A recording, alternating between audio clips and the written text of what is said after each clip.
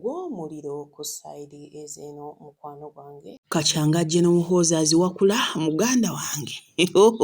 Yawakudde luno tuli eno ate kaakati President Museveni aleese obuzibu mukwano gwange. Byakyuse dda laba ebigenda mu maaso ate beeyuza bubi nnyo tuli eno ate kaakati wabula ate Shiba ukosa Spicy Diana nalwo olutalo luli awo. Mangi genina agasinzeeko wano gonna oli ku Evelyn Habi UG Dionge kansobere nti oli fine subscribe nga tanaba notification bell giseeko videos gy'oli mu budde nga bulijjo tugenda kusooka kulakinga videos entandise butereevu. Ne famire ey'omugenzi Kafeero munnange tebiggwanga tebagabananga bintu DNA tezikolwanga era nga wenjogerera nga baneerese obuzibu mpaka mu ofiisi ya Minisita Balaam wabula omukulu Balaam awuliddwako ng'agamba ebigambo bino bannange nga sirina kutwalayo nkujukiza nti Sheikh Ashraf alomba dduwa mukubireko ku nnamba eri ku screen awo okumanya ebisingawo. Oli mu Uganda toli mu Uganda kifaananyi ky'ogenda okusindika bibeere nga bitereera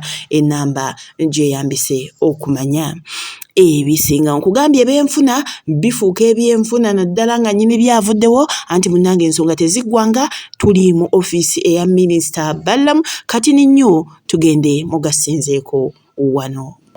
Mbagambye wanikira registrar Mukono. You are writing 2 letters. One to the registrar Mukono, telling the registrar not to authorize anybody to transfer, sell, or partition any of the late Paul Kafeero's land, which is under the administrator, the following administrator. Mumawama ujja kuba amanyaga oba administrator abana. Tebakirizibwa nabo ku transactingako paka nga tumaze okuresolvinga issue ya DNA ku baana bonna. Then 2, owanikire DPC Buyukwe obutakiriza kivulu kitegekeddwa family ya Paul Kafeero paka ng'enkayana ze balina zigonjeddwa kyebategese bukunja kisazibwemu tewabeerawo omuntu waddamu kusimba luwanyi oba kusala mu ttaka oba kayinja oba kutunda ku ttaka ly'omugenzi Kafeero paka nga tumaze okukaanya ku bya DNA ku baana bonna abavuddeyo abawera 20. Okay? Baluwa eyo giweereze wako oba okupangisa baluwa owandikire administrator owandikire. Yes, you are writing to the registrar Mukono DPC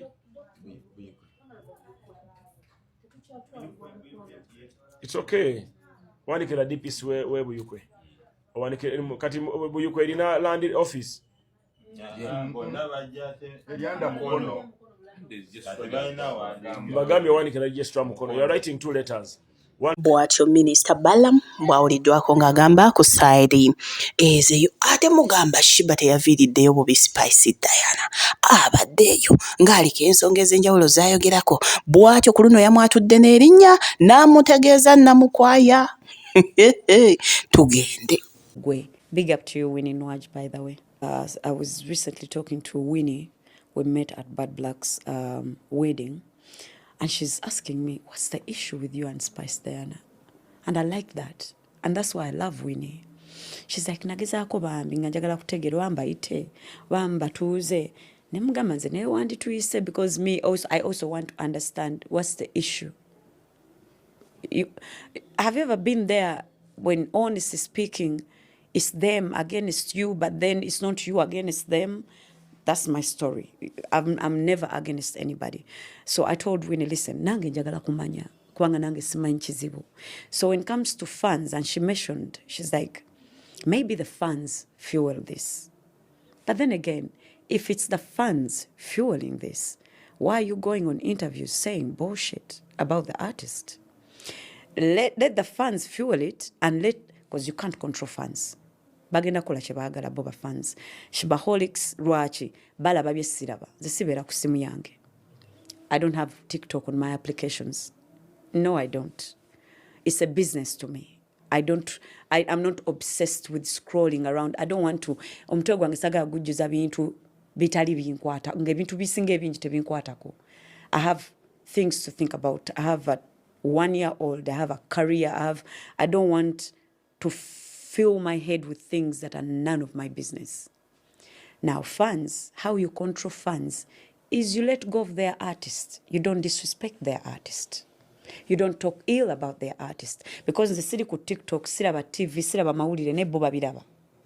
bagenda kulaba ngo disrespectinga. I won't watch it, but they will watch it. And then the next time I find you, I'll be saying hi and they take a picture of us. I'll post you. Me, I don't know that you abused me at some point. Then they'll be coming for you. Why? They are watching. And these are my fans. These are my fans. So whatever comes to me or is about me, they're going to be mad about if it's negative. So I can't control that. You want to control fans? Please respect their artist. Don't talk ill about their artist because the artist might not know, but the fans will know. They dig deeper and they understand more because they want to know deeper. Spice Diana, you're blessed. You're blessed. God blessed you. Be satisfied with your blessings. Tolunkanira z'abalala. You have your blessings. Ezange zireke because wotandika olunkanira blessings z'abalala ezizo zeerabira ate n'otandika okuwala n'abalala. Again, jealous. It's the jealous. It goes back to jealous. And like I said, nange nazalibwa nayo. But the more you practice to understand, this is someone's timing. Waliwo agenda okukolera emyaka 10, gwe kyokoledde emyaka 2 nga yakikoledde mu myaka 2. Ekyo nakyo kkiriza nabo nabo mbalabye. Ogambe, ono laki nga yakabinze binabo namirira emyaka 10, abikoledde emyaka 5. Olina okukkiriza acceptance that this person's favor and luck and blessing is different from yours, but you also have yours. Buli omu ku nsi kuno si Spice yekka, si Ava yekka, Rita, Dancehall. Bw'atyo Shiba bwe yasazeewo ayatule n'erinnya ku mulundi guno. N'amukwaya sinnamuwulira gy'amukuleetera wabula ye Senga Asidi abadde agamba tugenda. If I remember well, before Shiba ne Spice yava ku Rita inti Diana fired the dancer.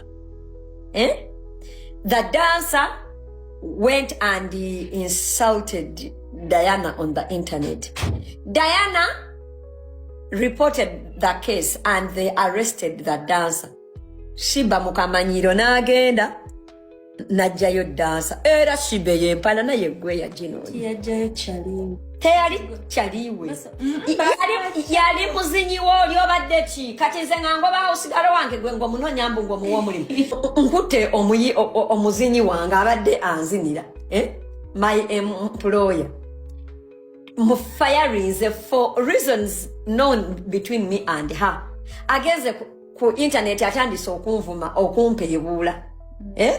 I'm seeking the law. Bamusibye mbugwe ogenze Shiba yegwe yatandika olutalo era kakalukubeeremu era kwensonga ndi timwani mama birungu ndi timu mama birungu ndi timu mama birungu tisobola muvamu era olutalo Shiba gwe eyalusiikuula ala Shiba osiikuula waneeno entalo oli bbuli ate ng'oggyeko bannange Spice mwali mumulidde mu lutalo nani muŋŋambe mwali mulamuwulidde mu lutalo nani okuggyako 10 naye is a peaceful girl era nze ndi tiimu namukwaya mwagala okufaako obufi. I love her. Bw'atyo Senga Asidi ye bw'agamba ku side ezegwe ogamba otya genda maso mu comment section obeeko okyo tugamba bwe nkuzzaako eno lutalo bivumo kuwemula anti munnange twasuze mu ntalo ku ntalo laba nno maaso awo tugende ate wajje no muhoozi ebiriyo munnange nga gravity omutujjajja agamba gwe bebe ko mpitaako olinga kino njagala ekintu kimu ssente bannange tugenda kutandikira wano okati nnyo tugende ate Diawanga. Baby cool, I want my money. Nakola nayimba mu nkuba musana. Tonyumiza engeri gye ngatte obuwaya bwange tebikukwatako engeri gye nfunamu ssente.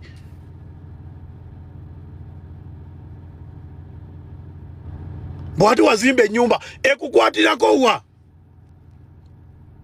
wali ku live noga abaana bafunye sente mu campaign Gravity yazimbye nyumba ya Kawumbi bakizimbire emyezi 3 goma ibanga limaze nga nzimbe nyumba eyo njagala sente zange I want my money zonna naziyimbira nayimba bebe kuru nayimba olwokusirika tetuba basiru mwana gwe gayigwe ate tolowooza mbuzangera kubeera ano ku TikTok nga njogera nina empapula buli we nayimba zino empapula zino zonna kyo nazirikodinga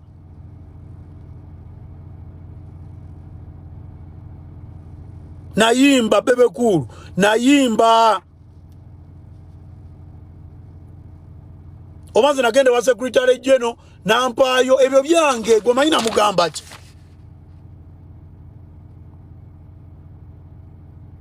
gwe manyi namugamba ki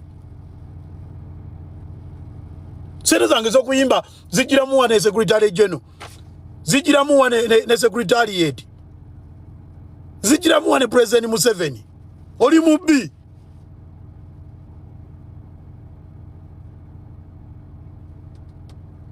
oli mubbi kwe gayi gwe I want my money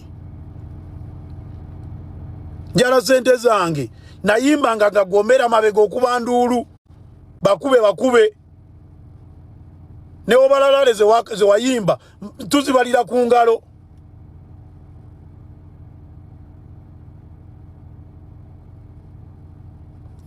njala sente zange gwe gayi gwe njala sente zange I want my money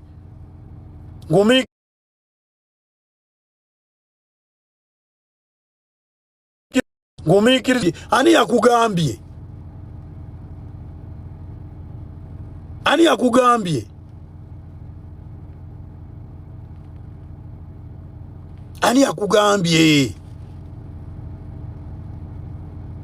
njala sente zange bebe cool I want my money nabuuka n'ekyanga nawalampa stage nakuba sama obucupa bwankasukibwa okolagana ne Kenzo gozali awani gwe nkolagana naye bagayenze ni mutabani wo zeni mutabani wo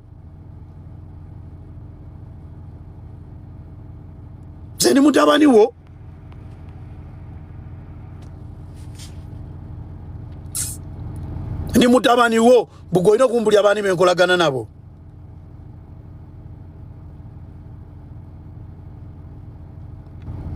wagenda okuntuukirira okuwandika contract gye twawandiika ng'omanyi omugaso gwange atonyumiza ebintuntu ebyo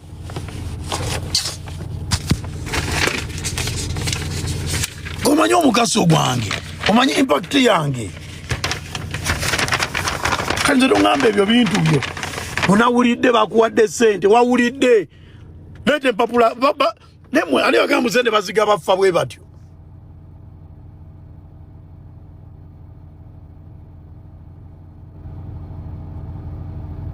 wawulidde bakuwadde sente nkubanja tonyumiza bampadde sente tonyumiza ngeri gyengatta buwaya bwange ate nze namanyirawo toli buladi wange ninga katukole bizinensi buli omwaka ategage nakola bebe kulu nakola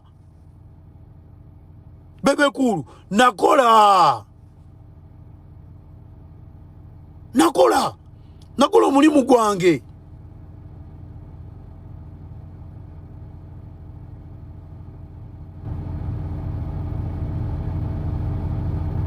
oba ndaba oba tandaba alinga amazi nakola pasente zange kisajja gwe tomanyira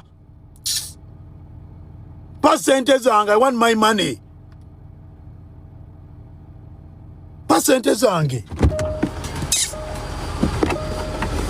biki byonyumiza ebyo ebintu byo naawe ebyekisirusiru onyumiza biki njala sente zange bakuwa sente z'abaana tonazibawa owoza simanga muzeeyi sinamulaba tonamulaba temwakola ye gravity omumanyi ereeta bye muli ku mumwa buli ssaawa olinga naye nga munange tubadde tuli awo bamutegeezezza tugende buli muyimbi yenna nga wayimba mu campaign yes wayimba naye wali oyimbira NRM tennasasula bebekulu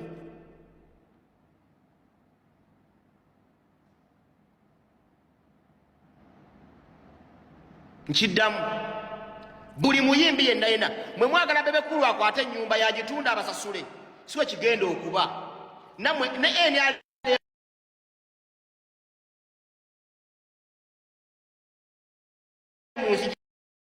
nga wayimba mu campaign well and good wayimba wakuba wali oyimba campaign za NRM okuli ba MP ne president bebekulu si MP tali mu parliament bebekulu si minister bebekulu si chairman wa LC1 mu NRM nedda bebekulu muyimbi ngammwe bebekulu yali buloka wakati wa mwene NRM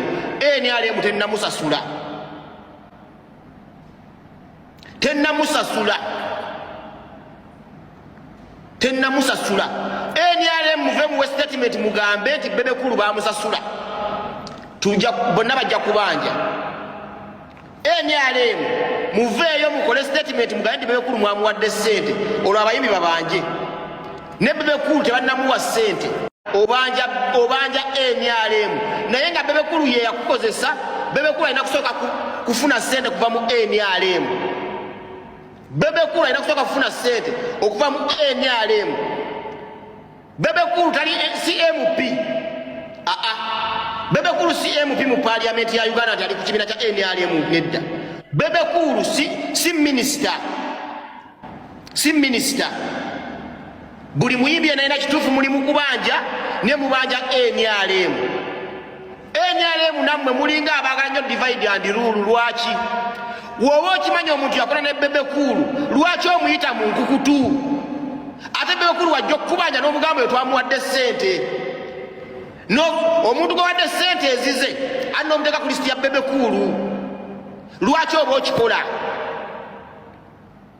ng'okimanya ono yakola ne bebekulu wajja okubanja n'omugamba ono yabaddeko ku ofiisi lwaki omuganda dda nti jangu n'omuntu yakukozesa kitegeeza nammwe mwagala nnyo divide and rule aba NRM si mu bubi saagala kulaba mwana wa Gagamero yenna avuma gravity omutujju si mu bubi saagala kulaba mwana wa Gagamero yenna avuma gravity omutujju naye bano abeeyingiza buno butikitooka bubbuloga akuna nani obweyingiza mu nsonga z'abanene bo mu busabule naye ensonga za gravity ne bebekulu muzireke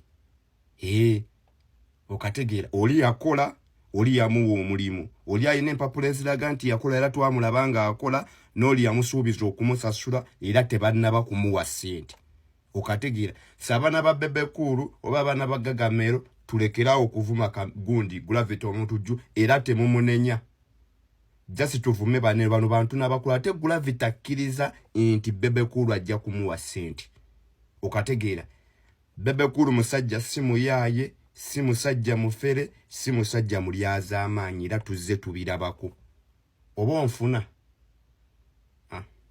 kogambye ebya Museveni bireese obuzibu naye nga ye Eddie batandise dda abaana ba Nuupu era nga ye agamba kati ne tugende wa General Muhoozi King Saha kambuze gwe muntagi ngino neno King Saha abayimbi ba Nuupu babanja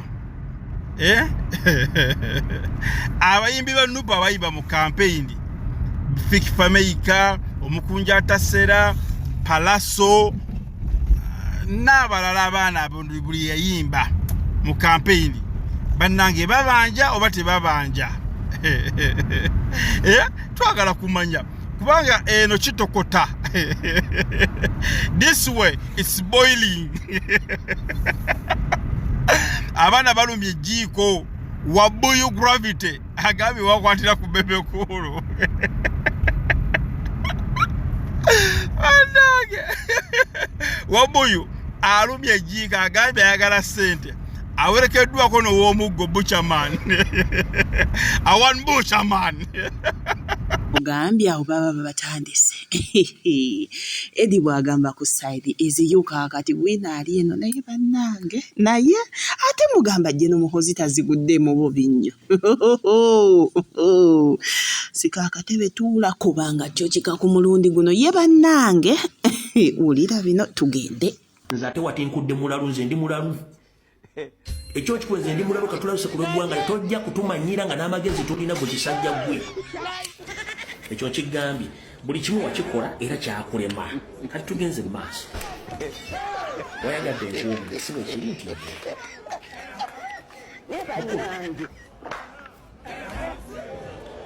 njagala ensi emanye abantu b'omanyiira ne b'ovuma ne bakubeezezaawo ebbanga byonna. Toyina lukusa luvuma muntu yenna okunyoma omuntu yenna. Toyina mulimu gwe wali okoze wava mu vigyoli n'otuuka mu ofisi mo. Ate siri mu level ekwata bakazi. Siri mu level ekwata bakazi. Siri mu level yabakakubanyiira. It is on record. Muhoozi on several occasions baakutaasanga kuba nnyoko mbinaabiro.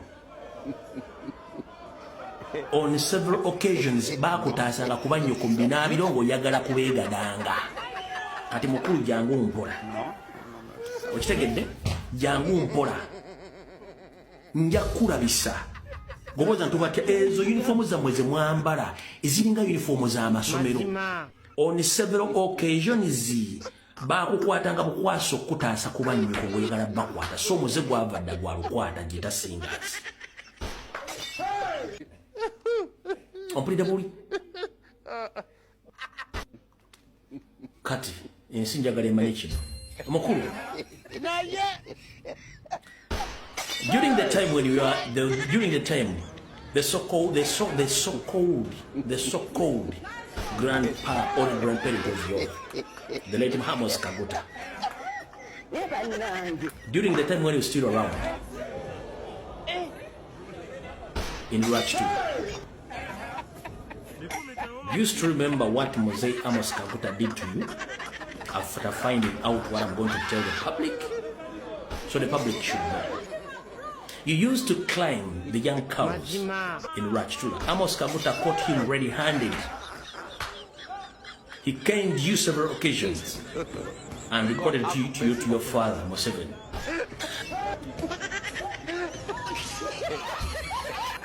Museveni, to get the evidence, he called the cattle keepers to clarify on the incidents which happened between you and your grandfather. The cattle keepers told Museveni directly that we are eyewitness. Yes, it's true. What happened, Muhoozi was caught ready-handed climbing young cows. And it happened during the grazing in savannah grass in Rachtura. Until Museveni ordered his security guards to take you back to Kampala. So Muhoozi, Gogoita jajjao Amos Kaguta. Emirundi jawera kuya kusanga ngoyagala kuli ngolinyire entento. Ngozirinyiro jemu empalo linyire entento. Nako kuba emboko nzibu. Bwamaliko kuba emboko nzibu nakuwabira ewa kitaawo Museveni. Museveni alowooza nti Amos alimba Kaguta. Nayita abalaawo. Abali mugamba muzeeyi kituufu. Muzeeyi jjajja kyakukyalabye ekituufu naffe kye tulabye. Omwana oyo alina omuze ogw'ebigikente ento. Era Museveni n'ategeera ekituufu kyekyali n'alagira amagye ne gakujja mu biraalo bye ne bakuzza e Kampala. Ensi badde kimanyi nze ndi mulalu gw'ozanyirako tulina information bakwatako nnyingi nnyo mukulu. Era gye muzeeyi gikwata abakazi n'okulya abantu ebisiyaga wano olina omukazi omufiripino gwewakwata information esooka nengisirikira kubanga namanyi omukazi oyo yali tannafuluma Uganda emize gy'okukwata abakazi nagyo girina so saagala abantu bakutwala nti olina amagezi tolina amagezi oli kisassalala ate saagala kintu kino kifuula nti kigende vayiro olw'ensonga nti azaala ekiri akiwongerera mazima olina ebizibu bingi nnyo okusinga ffe byaffe okitegera bulungi olina ebizibu bingi nnyo okusinga ebyaffe tulina ebizibu bya ggwanga lyaffe ekyokka kati mukulu if reached to the extent of climbing cuffs in the club so you regard yourself as a man you reach to the level of having sex with your sisters biological sisters you sometimes you get drunk and you shit in your pants and you pick up your gadgets and you start undermining other countries of unity. Behave well and stop your madness of threatening each and every Ugandan wherever they are. They have right to speak. You were not there during the 1980 war in World Trade. Our grandees lost each and everything they had in life. They lost land, they lost properties, they lost life to protect you and your family. But right now you are busy threatening people. You are busy kidnapping people, killing people, threatening other people because for you think you are going to lead that country. Sabo oba nnyabo kankwanjulire Sheikh Ashraf Dembe ono nga yajja okutereza obulamu bwo gwe ali mu ggwanga Uganda n'ali ebweru w'eggwanga teweeraliikirira gwagenda kuyamba bw'ati ky'oba okola sindika ekifaananyi kyo obulamu bwo bubeerenga buteera ky'olina okukola kuba ennamba eri ku screen awo ennamba eri 0797363711 obeerenga otereera byonna ebikusumbuwa ye Sheikh Ashraf Dembe okutereza obulamu bwo nkiddamu enamba eri ku screen awo okumanya ebisingawo asangibwa Rakai ye gwe ayagala okubeera nga omanya wali kuba enamba eri ku screen awo mwogerezeganye tojja kwejjusa.